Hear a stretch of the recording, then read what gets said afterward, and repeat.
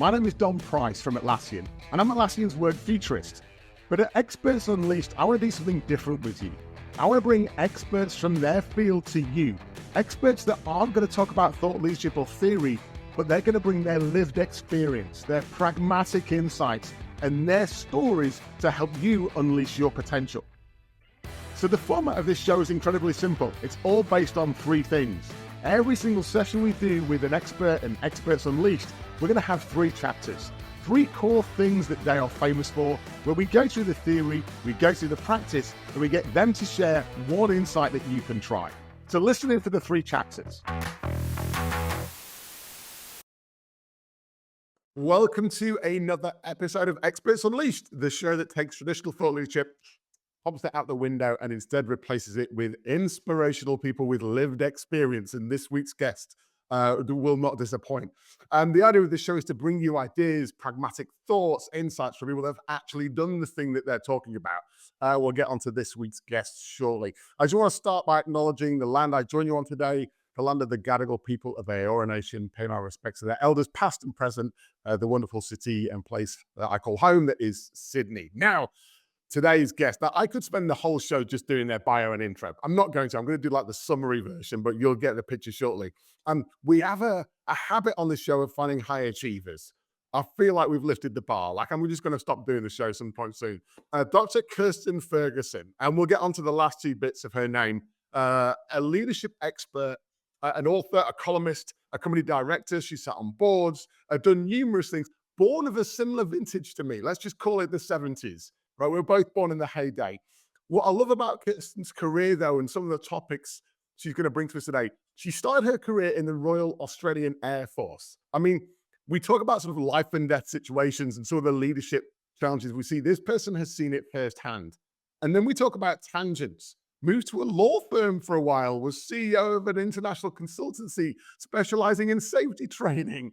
Has sat on boards, not-for-profits, has sat on the ABC board up until recently. And we'll come on to that.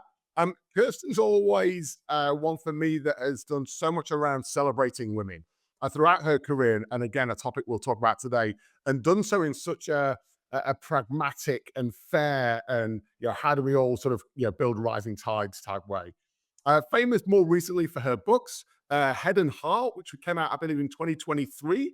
And her most recent book, which we'll cover a little bit today, Blindspotting. One of the things I love about Blindspotting, Kirstin, I was looking at the cover before. Adam Grant is always a great sort of mic drop moment, but a crash course in self-awareness. I think between us, we can list out a lot of people that could do with a crash course in self-awareness. So if you don't know already, if you've not guessed and filled in the gaps, this week's guest, the absolute wonderful Dr. Kirstin Ferguson. Kirstin, welcome. Absolutely thrilled to be here. Thank you so much for having me. We cannot wait to dive into some of the topics you've got for us today. As you know, and as our regular listeners know, we always start the show with a user manual. You buy a TV, comes with a user manual. You buy a hi-fi user manual, hire a person, no user manual. So instead of knowing how you operate, I guess. And I don't know, as a 47-year-old man, I'm not good at guessing. So Kirstin, I know you chose the section of you. If you were completing that section of your user manual, what would it say about you? Oh, all right. I've picked a couple of things, but I don't normally share. But they were such great questions that I thought, oh, bugger it, why not? So the first is something I learned about myself as a result of COVID, and I wonder whether lots of people did. Even though everyone sees me speaking in front of large audiences and on social media, very outgoing, I'm actually very introverted and didn't really come to that. I know. Didn't come to that view or understanding about myself till COVID. And so I love just being on my own writing and researching, which is probably why I've gone down into the book side. But I also love balancing it with, and I'm one of those is it ambiverts? I'm very well taught in how to be an extrovert, but it's a performance. And That makes a fair bit of sense. I would say that I only know like a handful of authors, but they're like, don't confuse me with an extrovert. I like nothing better than being in my own company in complete silence and the depth of writing.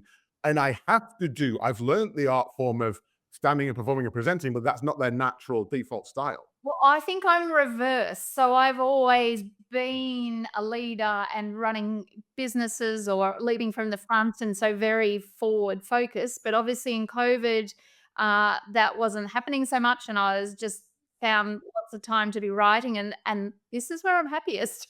So it's funny, but I've got balance now. So I like the speaking. I love it, but I definitely at one time an introvert.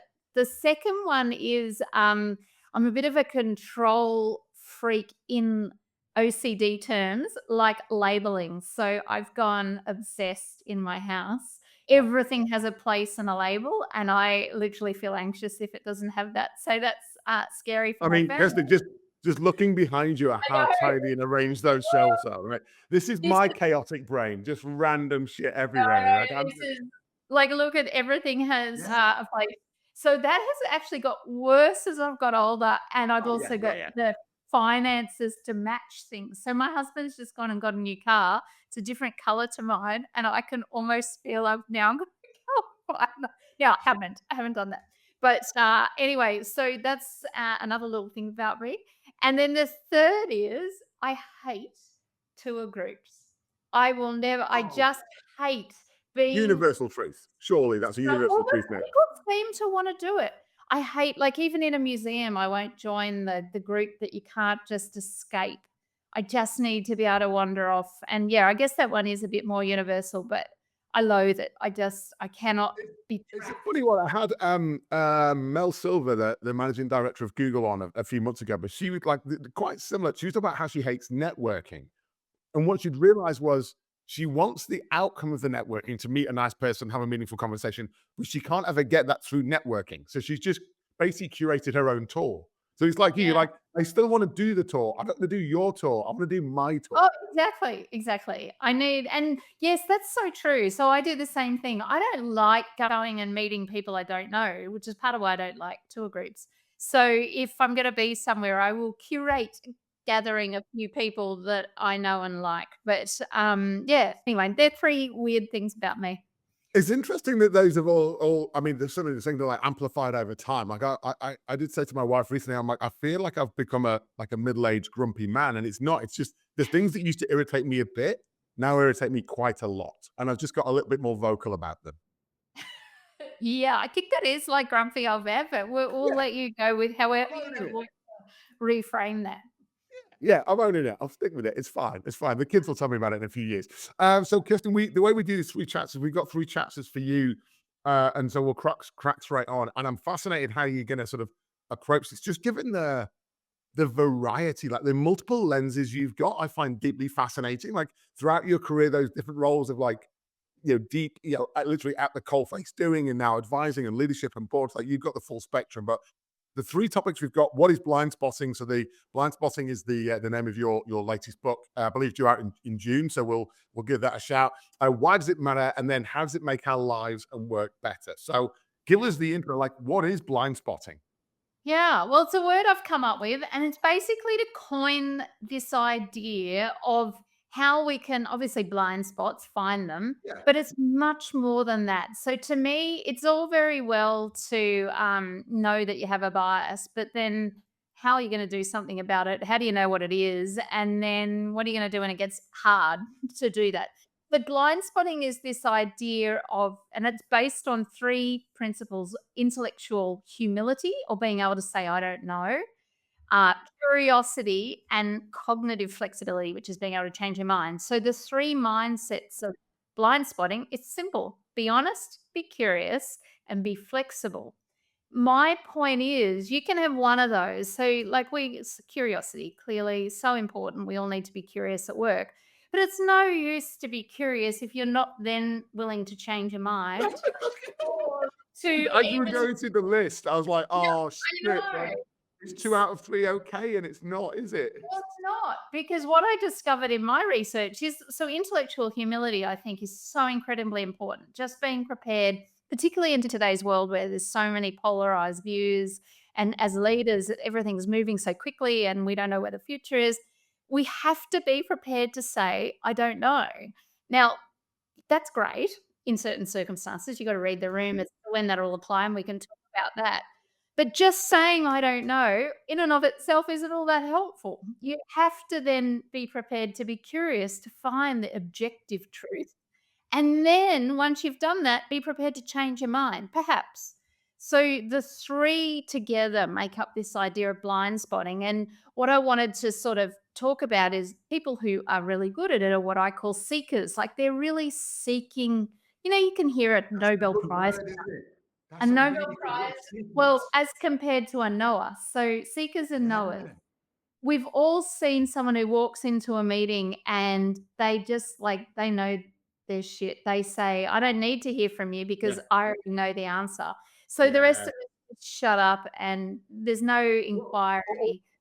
all they create is theatre. Like, I've been Oh, in the minute you said that, I'm imagining those people that, like, I don't have to imagine too hard, I've met them before, but all they create around them is this theatre, like, the show, yeah, but you're like, the exactly. show is pointless because 'cause you'd already decided. We've left jaded and slightly demoralized because we put some effort into it. You were never gonna listen. Exactly. Or you know how they work. So you just know this is a waste of Yeah. time. Those knowers obviously are really damaging in cultures and in leadership. Seekers, on the other hand, and I was going to mention like a Nobel Prize winner might know the most about their area, but if you listen to them, they will be going, why is that? And how is it that you know more about this, Dominic, this area? And what can I learn from you? And, they ask brilliant questions.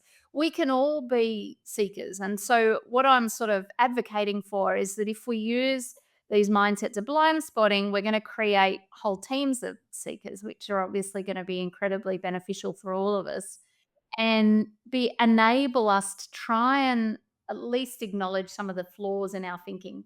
One thing I'm going to call you out on, Dominic, from both of us, is that it's super easy to say, "Oh, I know a knower. I've met them. I know those Yeah. dickheads." We are Me as well. all the Yeah, dickheads. yeah, yeah. Yeah. I'm So, guilty. yeah, Guilty as exactly. charged. And I mean, it's funny because as you were saying it, I'm like, one of the weird sort of it's not even downsides, just like honesty points about being the knower is you feel faster. In the short term, it feels faster yeah, because you know and you get to action quickly. And yeah, whenever I'm in that mode, I purposely ignore the people that will distract me and slow me down. So it feels fast. I'm just not yeah. going anywhere.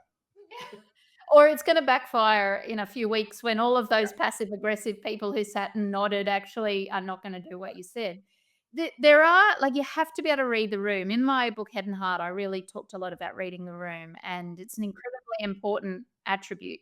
There are times when knowing is what's needed. So if you're leading in a crisis, you're a surgeon, you're a barrister in front of a judge. I don't really want my surgeon going, look, I don't know how to do an appendectomy, but I'm going It'd to be give you hilarious. a shot. Imagine So, it in the law courts and you're closing yeah, the argument. You're like, I really don't know. Like, I'm no, not sure. but Intellectual humility at that point has yeah, cost you the case. let's just have a brainstorm, hey, Your Honor? No, not helpful. But putting those times aside as regular Mm. leaders, the majority of the time being a seeker is going to be far more beneficial. And you really touched on a good point, which is often as leaders, we've always had it ingrained in us that we should have all the answers.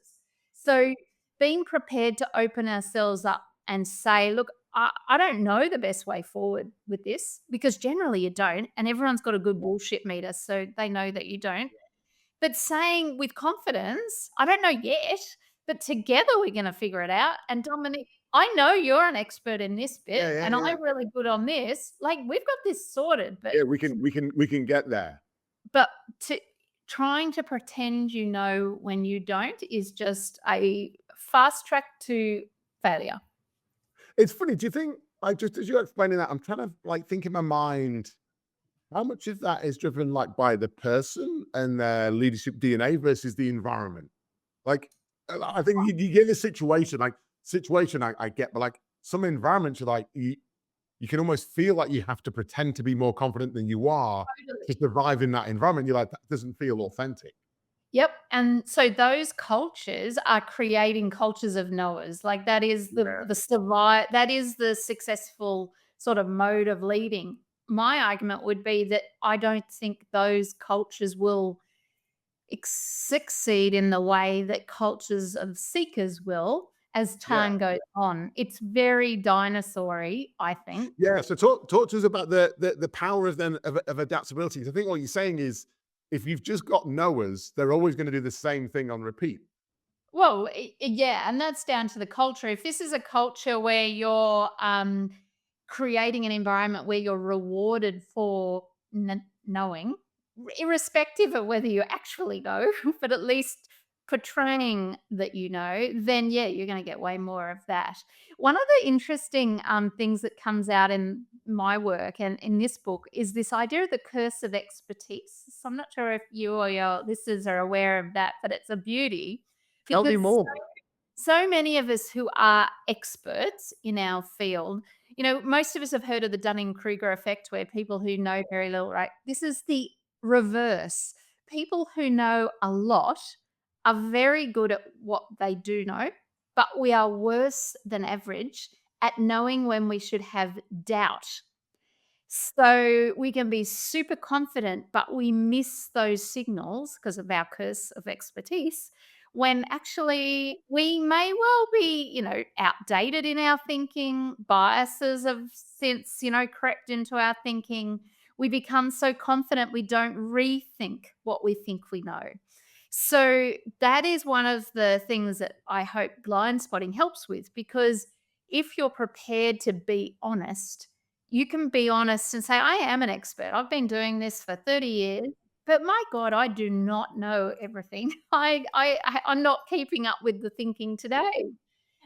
That means I need to be constantly open to growth and learning. I need to disentangle my ego.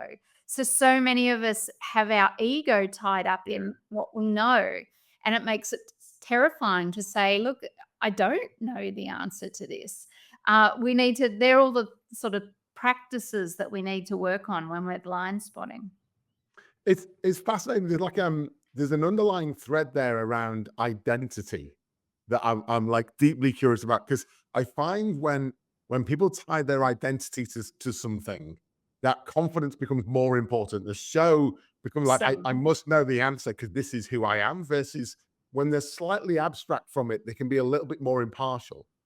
absolutely. So if you're a tax accountant that defines themselves as a tax accountant, and my self esteem comes from being a tax accountant, and my sense of self worth and how people view me is because of that role, then the second I concede I don't actually know everything, that's eating at my complete sense of self. And so I think being able what I call it is disentangling our ego. Having your ego, who, let's call him Tom, the tax accountant. Tom is a really great person because he's great at communication and he's great at understanding numbers and, all sorts of other he's a great dad or whatever. He also is capable of being a tax accountant, but it doesn't define him. And I think the more we can, as you said, separate our sense of self from what we think we know, then it's easier to be Yeah. humble. And you're much more resilient with ambiguity because you Yes. don't know everything. Yeah, Yeah, yeah. So you're much more accepting of the just the randomness of the world, and you're not trying to control everything to a specific outcome and stuff. exactly. Do you think, like, from your research, is blind spotting got like better or worse? Like, I just feel like self awareness has been talked about a lot in the last few years, but I feel like we've talked about it a lot, but not necessarily got better at it. Like, the more people know about it, we've got knowledge obesity, which is what I call it, and what we've not got is the fitness of actually practicing it. Do you think it's changed over time? Okay, so let's apply that to the be honest, be curious, be flexible. We've been curious. Yeah, what is this self-awareness stuff? Mm. Interesting. Have we been honest that we really need it? Probably not, because the data shows most of us feel we're self-aware, but the majority of the people that work for us don't agree. So we haven't actually been honest about it. And have we been flexible? Have we actually changed the way we do things? Uh, So again, it's all very well to know what it is, but unless you put this into action, and try to do things differently, who cares? Like it's just going to be the same old, same old. So I think you're right in that self awareness as a catch all term, people know what it means, you would hope. But the people who need the most self-awareness work are not the ones who are asking these questions, which is Yeah. always the issue. And I think there's almost a layer of almost like justification or even irony there, which is sometimes it's the longest serving people with the most embedded knowledge, right? They've got the most amount of unlearning to do. So I imagine for this, I mean, I'm thinking about the pandemic, when people went into distributed or remote workforces, there's a lot of leaders I was working with that were very natural with how they adapted to that, but they were relatively new to the workforce and they'd worked in different environments. So adaptability was one of their unknown strengths. I remember chatting to one leader, probably good like 2 years after the pandemic, and he sat me down. He's like, Dom, here's how I was on board as a graduate in 19 whatever, and that worked for me. So why wouldn't it work today? And I had to be the one to break to him that today was different than 1980, whatever, when he was a graduate. And actually, just because it worked for him doesn't mean, almost certainly doesn't mean it will work for the generation today because so much has changed. But again, it was, if it worked for me, surely like that. But the unlearning there was vast. And it wasn't, I don't think it was a lack of curiosity there. It was the sheer amount of effort to change a fixated view, like what felt like a hardwired view. There's actually a soft wired view that could be remolded, seemed like a good amount of effort. Yeah, and I mean, concerning anyway, that they're not realizing that, having that empathy that his lived experience isn't the same as everyone else's Yeah, lived experience, which is a whole nother question. yeah. I think, yeah, this idea that I think leaders today that we need, and that will be the most valuable are those that can learn, unlearn, and pivot the quickest, because nothing we're learning today will be, necessarily relevant in a task in 5 years, 10 years. I don't know. And that's half the thing. None of us know. And so gone are the days of, let's poor old Tom, our tax accountant, who might have started working in 1970. He would have had some real surety about what his day looked like. Now, a brand new tax accountant, who knows? It's all AI and Yeah. different technology, and probably a bad example, but No, you but know what I mean. it's right. Like the I think the time horizon and the number of knowns. There's two facts in there. It's like I had a high number of knowns, and they seem to last for quite a while. And I think the current environment is I have less knowns, and even the ones I've got don't seem to have a long shelf life. They're like so that I did an event the other week, and yeah, I asked the room who in the leaders in the room who in the last 10 years has done an agile transformation, a digital transformation, or a culture transformation. Like whole room put the hand up. I'm like, good, you're the right people. How many of you are thinking of doing an AI transformation?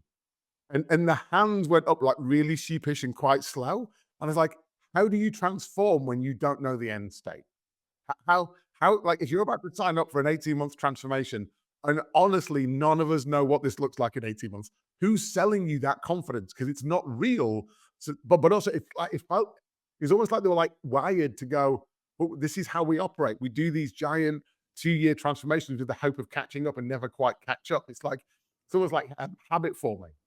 Yeah. Oh, look, I couldn't agree more. I was talking with my husband, who's one of the old school. He's had 2 jobs in his life, and, he's been with the same employer now for 20 years.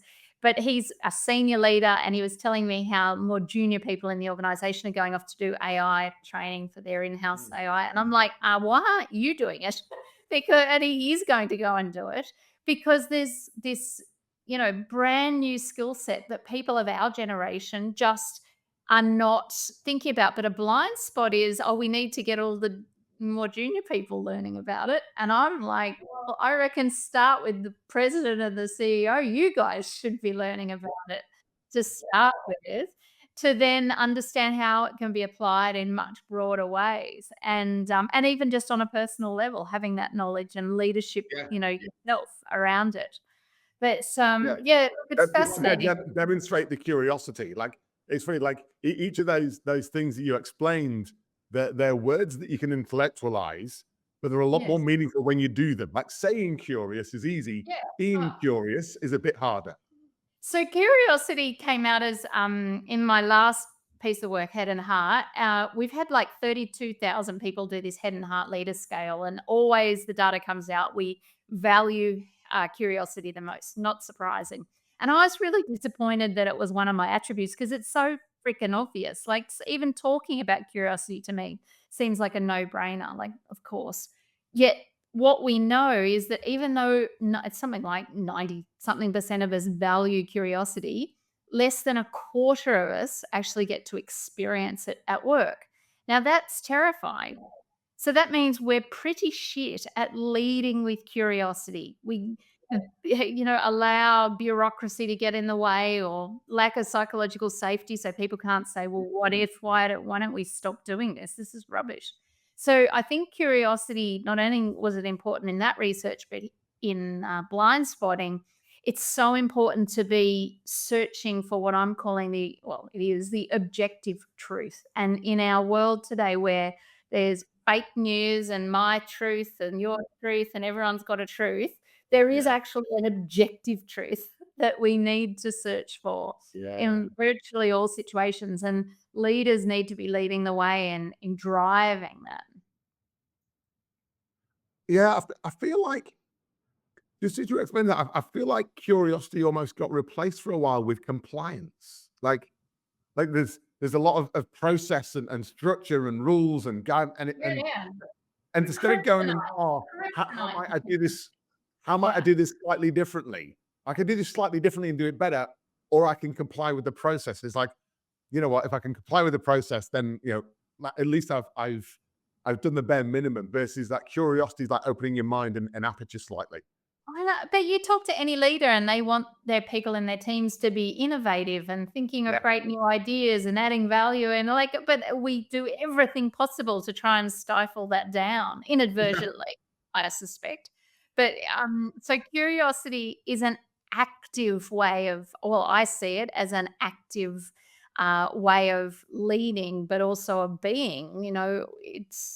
I don't care whether you're just on your couch scrolling and you go on a deep dive to figure out. Oh, God.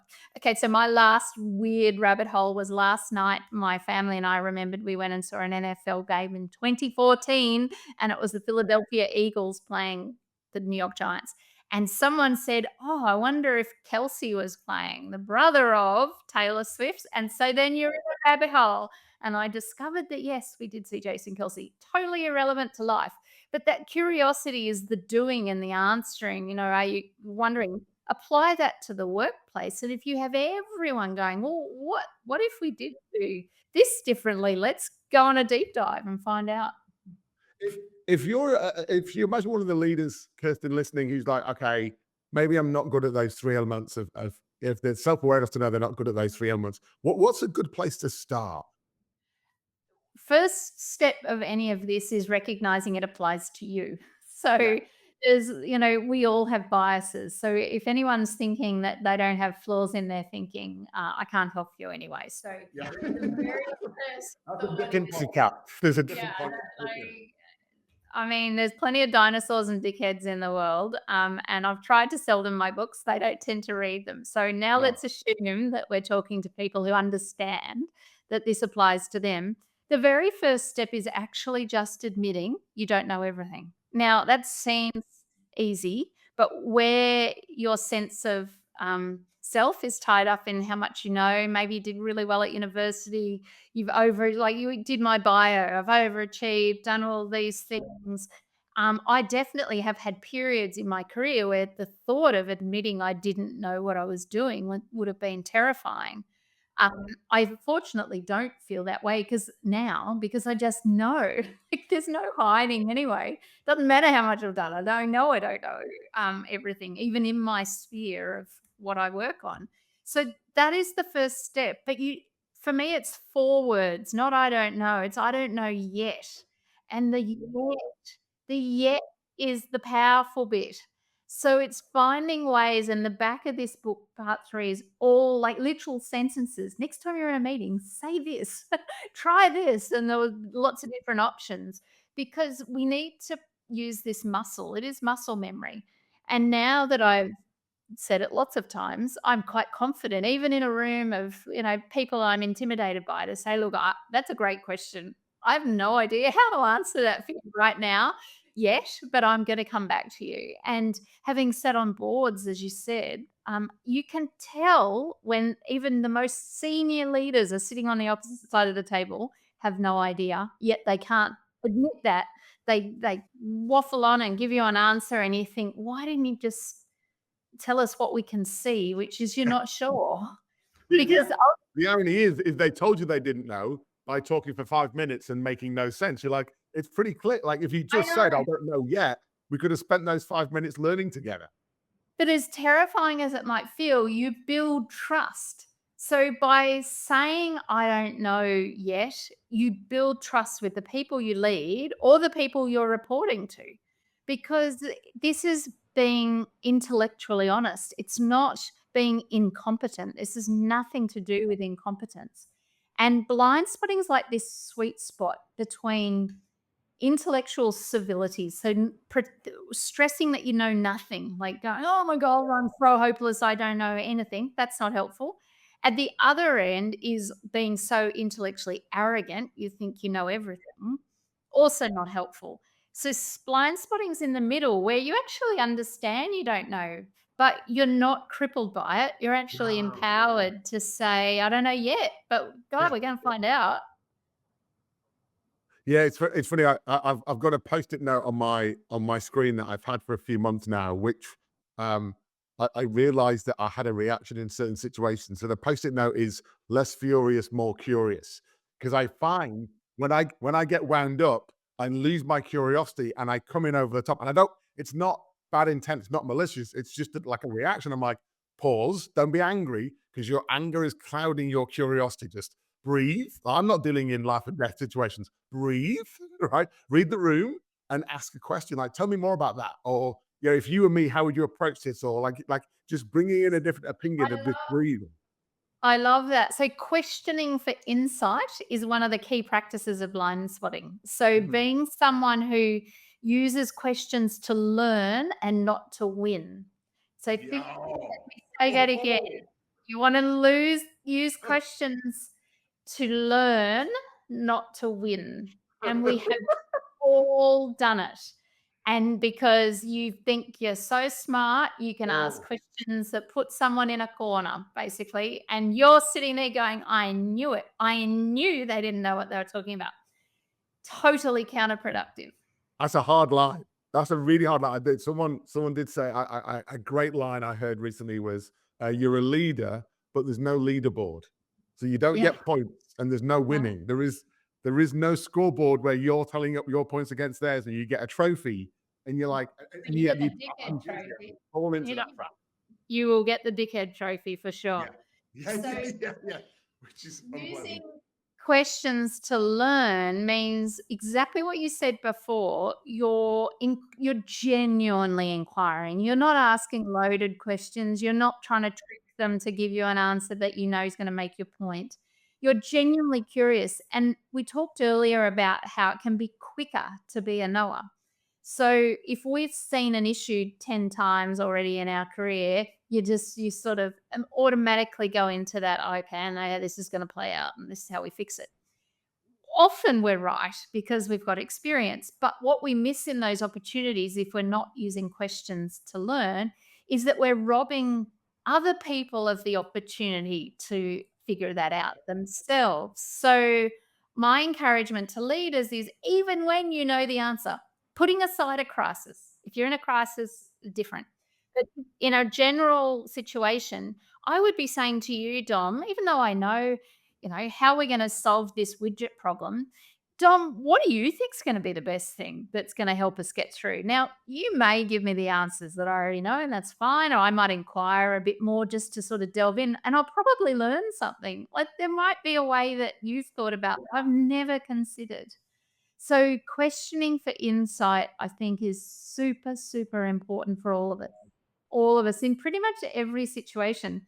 I can go through an entire coaching, so if I've got to counsel someone on their performance, even really difficult conversations, and never say anything except ask questions, and Yeah. not in a way that's like annoying because you can No, it's ask, not manipulative. You're not trying to trip them but, up. You're doing it out of I say but you can general get intrigue.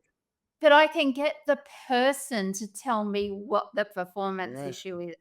So way more effective than me telling you what the performance issue is if I just Yeah. ask some really good questions that are gonna get there themselves. That is always preferable. It's funny what you just said about if we're not in wartime, we're in peacetime.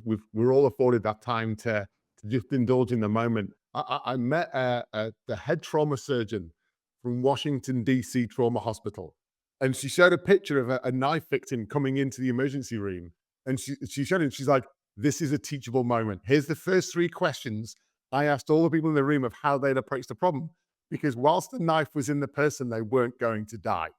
It's a teachable moment. And she explained that she was the most accomplished surgeon because she'd been involved in teachable moments. Like I say, if someone's not indulged and invested in you to give you teachable moments, you're not going to pay it forward, and therefore the next generation don't get to learn. And pretty much most of us who aren't in life and death situations have endless teachable moments, but Yeah, because we're stressed and busy and we're getting furious, not yeah, curious, we're missing those moments. And anyone who's aware of my work in Head and Heart, I talked about how leadership is just a series of moments, yeah, and every moment's an opportunity to lead with yeah, impact. This is yes, exactly yeah. what we're talking about. Yeah, you almost like restart the clock and you get to go again and again if you choose. Do you think like we're in 2025, whole lot of like random stuff going on in the world economically, politically, AI, technology, like there's a whole lot of stuff going on. Do you think blind spotting, like, is there a timing thing for you in writing this book and getting it out now that makes it matter a little bit more? I've definitely it was clearly on my mind. So whatever gave me the idea, I think it began thinking about how polarized some of the views are, and my own blind spots to seeing how others feel about things, and the voice referendum was a classic example where I voted yes. I follow the news, so I knew it wasn't going to be clean cut, but even when the result came out as it did, I was shocked. I was unaware, and all I could do was look in the mirror and go, "What did I miss? What have I not understood about, how others are experiencing and making these choices that are so different to my own?" And that's all we can do as leaders is to really recognize if we're going to communicate effectively with the people that we're leading or the other stakeholders or selling widgets to people we want them to know what we do, you have to be able to put aside your blind spots to be able to understand and see that. And I think for me, it was, the voice was this great honesty moment to go, I arrogantly perceived that probably more people than I expected felt the same way I did, and then got curious, like what did I miss? The flexibility doesn't mean you need to change your mind on things that are important to you. Like there's values that I'll never change. I will always vote yes if I'm asked on a similar question, and those fundamental values that we have. But it does mean at least keeping your mind open that you don't know everything. And I think, given the way the world is, if we could all on all sides have this preparedness to admit we don't, know everything, it's going to get us a long way forward. Yeah, I was chatting with the silly name drop, but Dan Pink was on the show late last year, and he talked about less conversion, more conversation, and like the voice, and there's other things where I think not only have I had my view, but my bubble, like my friends, like she just enforced that view, and you're like, surely by extrapolation, everyone thinks this way. And then you get the rude sort of sharp awakening where you're like, oh, they don't, like, what have I missed? It's the conversations I've been in have been the same conversation. And again, Course. I've not indulged in understanding the different views. Yeah, and I think some of us make a token effort to say, yeah, I understand that there's people who are really, anti for these valid in their minds, valid reasons. But I mean, I certainly can admit that I don't think I truly grasped that it wasn't just 51%, the vast majority of Australians felt that way. And that, needs to be a rude shock for us. I think the Liberal Party need to be doing that kind of looking in the mirror at the moment because they got totally thrashed at the election, and clearly what they think is resonating isn't. but are they and others who we talk about getting caught up, your ego in your sense of being right, Yeah. can they, can they put their ego aside? And it appears from the last election, maybe not.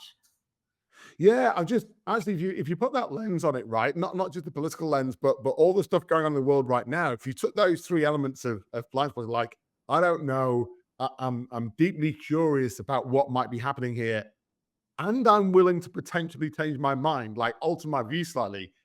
If we could sprinkle a little bit of that goodness around the world right now, I think there'd be a damn sight less tension versus I think we're doing the opposite of going, I'm right, and I'm Yeah. now going to build borders and boundaries around me to prove that I'm right. And I'm going to spend all my energy proving that you're wrong. Is that, and That's it's the exactly point scoring. That's exactly right. So I think we're seeing in our political leaders, and obviously Trump is a very classic example of that, Yeah. but we're seeing the opposite of blind spotting, where this is my position and I will not change. And I am not only that, but I am right and you are wrong. And I don't care that your lived experience is different. This is how the world is. And I like, where's that going to lead us? Because it's just not reality. The reality is we've all got different valid views. Um, People who are diametrically opposed to me politically, I can still value their, right to clearly their right to have that view and seek to understand it. Seek to genuinely be curious. And there may be some areas that I will yet change my mind. Working from home was a classic. I was a zealot for working from home and I still am to a degree in wanting every individual who can to have that choice. But over time, listening to my daughters in their 20s who work in there's lots that they miss. And so I've had to I haven't changed my mind, but I've adjusted my thinking to go, actually, I think it does need to be somewhat of a balance because that Yeah. loss that can come. Now, I know Atlassian and others have very different experiences. So it's really up to the organization. Yeah. And those that want to work in the office 5 days, and there's companies that do, Yeah. go for it because that's clearly what works for them. Yeah.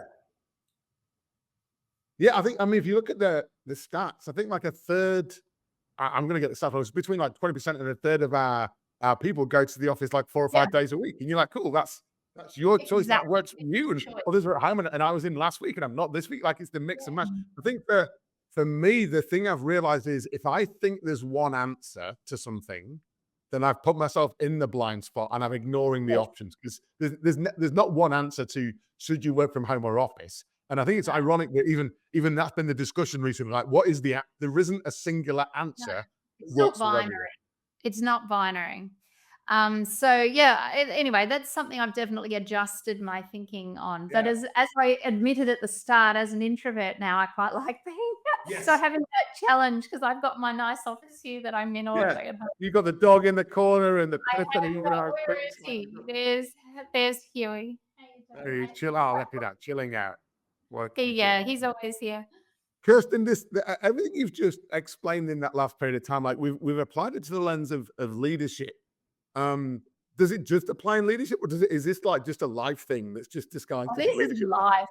I mean, it's a life thing. I'm getting interviewed. This is a first from in my career in Woman's Day magazine. They want to do a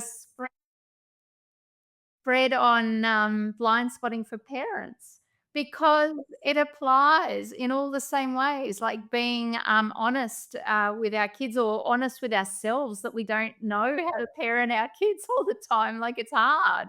We all make mistakes. Being curious with our kids about what's really going on for them, and then being flexible. It applies everywhere. So I think it's just a skill. As I said, it's a muscle that we need to practice. And while each of them are powerful on their own, together there's a bit of a special sauce. Yeah, yeah, it makes sense. What would you say? I mean, a lot of the benefits you talked about, are like benefits of self, like to an organization. I mean, you sort of touched on it in the first section there. Like, if you're role modeling this, the team benefits. Like, there's a multiplier effect there. If you're in an organization and you've got a lot of people working this way, right? You've got the curiosity, the intellectual honesty, you've got the ability to sort of adapt and mold and change. What are some of the benefits that you see in your research? Yeah, well, definitely it increases collaboration and trust. And because if you're role modeling this, we don't need to have all the answers, you're more likely to have then people in your team come to you and say, I don't quite know how to do this. Which I do not know a leader that doesn't want someone to say that when they don't know, rather than spend 6 months on something and then say, I never had any idea. They've stuffed it up. So it role models this growth mindset uh, culture because you're open to growth yourself. You're saying, I don't know the answers yet. I'm going to find out. And this is how we do things around here. We don't all know the answer. We're going to find out. So that then leads to innovation because everyone's not afraid to have different answers and to say, look, what if we do it this way instead of that way? What if we change, how we approach things? Yeah. Yeah, and which is weird because I think the vast majority of leaders that I'm working with, certainly across the ASX, but also globally, want more collaboration. They want more Yeah, I innovation, know. right? They want speed to value and delight for customers. Like they're after all those things, but maybe not always approaching it the right way. I imagine most leaders that I know that watch and listen to this are going to be listening. And if I asked you the question, where should they start, which you've kind of already answered, they need to start with themselves, 100%. Like 100%. it's get your own backyard in order first. If you're working in an environment where this isn't prevalent, are there any things you can do to sort of amplify the impact outside of just yourself, or is this like you go first and others role model? Well, I think even if you don't verbalize the words, I don't know yet, because you don't feel safe to, admitting it to yourself is really beneficial. So actually owning it. So Tom, our tax accountant, him owning himself, even if he can't say it to anybody, that will then mean he's more likely to be curious to try and find out what he doesn't know. And that may then lead him to be more flexible. So it doesn't have to be this public I think it's more effective, and certainly if you want to build cultures where this is part of how you do things, it does need to be visible, but it doesn't have to be. And I would encourage anyone who's working in an environment where they don't feel they can be themselves and vulnerable, I'd be questioning if it's the right place for you, frankly. But secondly, make sure you do this work yourself. To practice with your partner or at home or with your friends or I don't know, whatever it is. Just fess up when you don't know. They know you don't know. Yeah, Like yeah, yeah. none of this is a surprise to No. anyone. But the number of people I've heard that have, in the course of writing this book, who have said, "Oh, our CEO, we had a briefing and at town hall, and they said, they don't know. Oh, it was amazing. It was so Yeah, powerful." Like, it's just such a simple yeah, thing to yeah.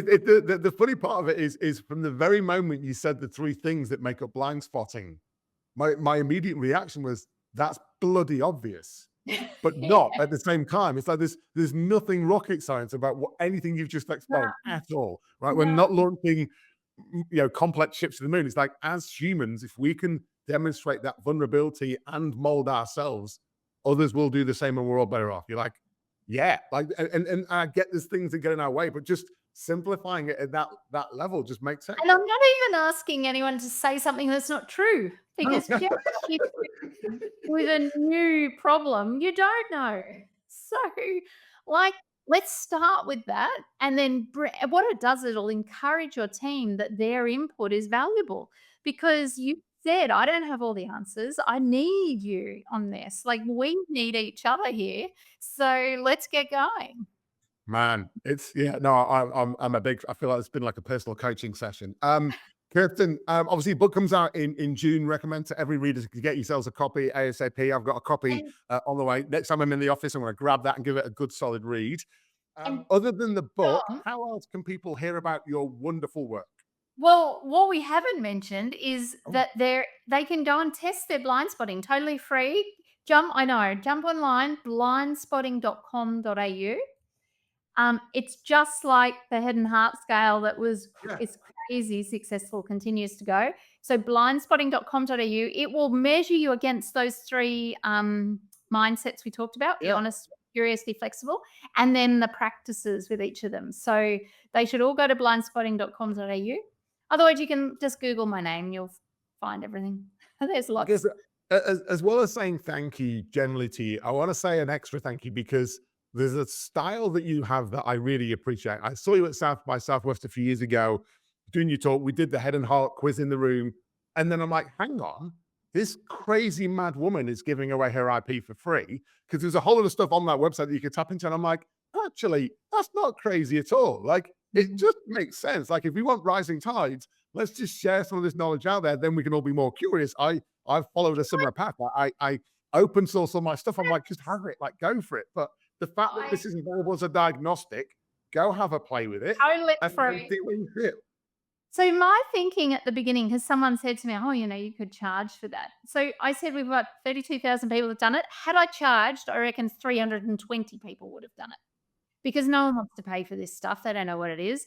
I would much rather that you have it and learn something from it. I'm not a diagnostic company trying to make money out of diagnostics. So I invest, build the infrastructure, and then give it away. It's good karma. It's great. And it makes speaking events way more interactive as Oh well. yeah, no, I felt the same model. It's just I find it still bizarrely odd that other people Oh, haven't copied that and that they try and protect and hoard. And you're like, that's bizarre. I find yeah, that bizarre. So, I am at South by this year again in Sydney, and I'll be doing right. blind spotting. So I encourage everyone to come along. Brilliant. I'll see you there. As a thank you for your time, your wisdom, your IP, and all the things that make you a lovely person, we're going to do a $500 donation on your behalf to a charity of your choosing. Can you let us know which charity you chose and why? Absolutely, Lifeline, because I'm a trained Lifeline crisis support worker on the phones. So I volunteer my time when I can. I was very active during COVID. Yeah, Yeah, doing tips at Lifeline, and so I know firsthand how much yeah. that money is needed and how much good they do. Brilliant. Well, we will do a donation on your behalf, a great cause and one that sadly is in more and more demand, right? More and more people struggling with a variety of things. So we're very happy to do that on your behalf. Kirstin, thank you so much for your time. I can't wait to hear more about the book launch. I'll see you at South by Southwest. I'm sure a million other people will sign up as well. And go to the website. Remind you the blindspotting.com. .au. I couldn't get the .com, god damn it. So I got blindspotting.com.au. Probably a really weird artsy movie. Everyone go to that, do your own diagnostic. The book available, all reputable bookshops from early June. Kirstin, thank you so much for your time. Thank you. See you next time.